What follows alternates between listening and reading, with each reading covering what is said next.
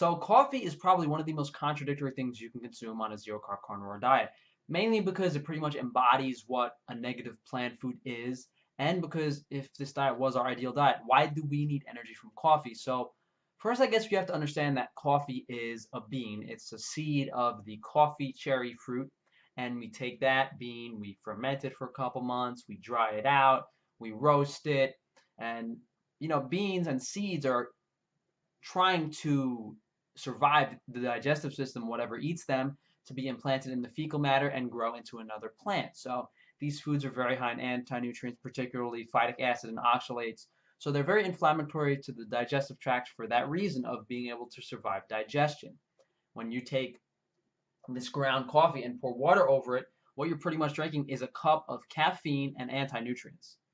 So the other aspect is, do we actually need to drink coffee if we're optimal on this diet? Well, that would make the most sense, right? I mean, if you do consume nutrient-dense foods and low-inflammatory foods, you should be at a point on the zero-carb carnivore diet where you don't need coffee for energy. But to actually get into specifics of what negative things coffee can do to you, caffeine increases your cortisol levels, which leads to insulin problems, causing inflammation. And decreasing your insulin sensitivity makes it difficult for cells to respond to blood sugar. And there's definitely something to be said about, the effect that has on your body storing excess body fat.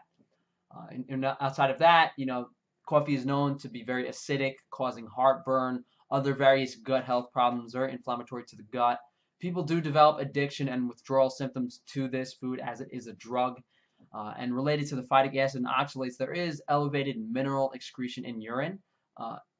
In addition to that, I mean, another anecdotal thing that people experience is headaches, migraines, insomnia related to serotonin and how it affects sleep. So there's various aspects of coffee, both in regards to caffeine and just coffee itself, how inflammatory it is, that can cause negative things in the body. Now, the question is caffeine in itself, if it was isolated from coffee, is that okay to take for performance enhancing reasons? And you could generally argue for that. And for anyone saying, oh, coffee has antioxidants, guys, please.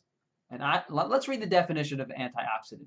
A substance that inhibits oxidation, especially one to counteract the deterioration of stored food products, such as vitamin C or vitamin E, that removes potentially damaging oxidizing agents. So it removes damaging oxidizing agents. But if you're not consuming oxidized fats, then why would antioxidants be an issue, especially on the zero-carb carnivore diet? Anytime someone talks to me about, oh, if someone says to me that a food is good for you and they can't explain the specific metabolic processes of why it's good for you, I smell BS. So, hey, listen, if you guys want to justify coffee consumption because you enjoy it, and, hey, even in the case of like the French who drink wine, they drink it in the context of high vitamin healthy fats. So that makes it, reduces the inflammation that it causes. But another thing to keep in mind is, coffee has drastically different levels of quality, and how they roast it is drastically different. The temperature they dry it at, some are sun-dried, some are mechanically dried. There's varying levels and quality of coffee that certainly affect how your body handles it, and there's a big difference between someone having the highest quality espresso they can for dessert and someone that drinks half of like a whole kettle of black coffee every day. So removing it initially from the zero carb carnivore diet is definitely something that should be done, and experimenting with different types of coffee to see what you can tolerate is fine. But to say that coffee is beneficial to you and that it depends on the person and all that BS, please don't kid yourselves, guys. You can try to say, I enjoy it. It's not too negative for me. I sleep fine and those things, but there are very apparent negative things that happen when you consume coffee, and there's no denying those things. To touch on the topic of tea, this is very specific to actually what type of tea you consume, because there's obviously a big difference between a flower or herbal tea versus like a green tea, because certain green tea supplements and people who've consumed large amounts of green tea a day, like 5 or 6 cups, have hepatotoxicity. It's a type of liver damage. So consuming green tea in large amounts every day might have something to do with liver damage, but that's not associated with black tea and other teas. So tea specifically, although there's some, it's pretty much leaves with various other compounds in it, and there are some negative things. You got to look up every single thing individually, guys. You might have a coffee, for example, that might have some type of mold because how it was grown.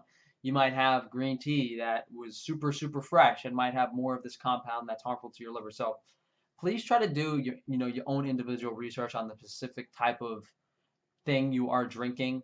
And at the end of the day, removing these things from your diet for a period of time is beneficial, and then reintroducing them to see how you react is ideal.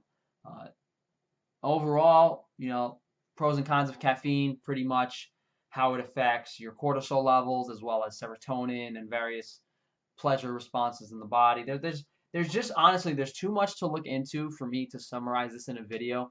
And overall, at the end of the day, what are you gonna do? Remove it, see how you feel. If you don't want to remove it, if you're one of those people that were fighting me on my last video that I made about this, I had to redo this, by the way. This is a bit longer, going more into detail and giving concrete information on what coffee actually does that might harm you.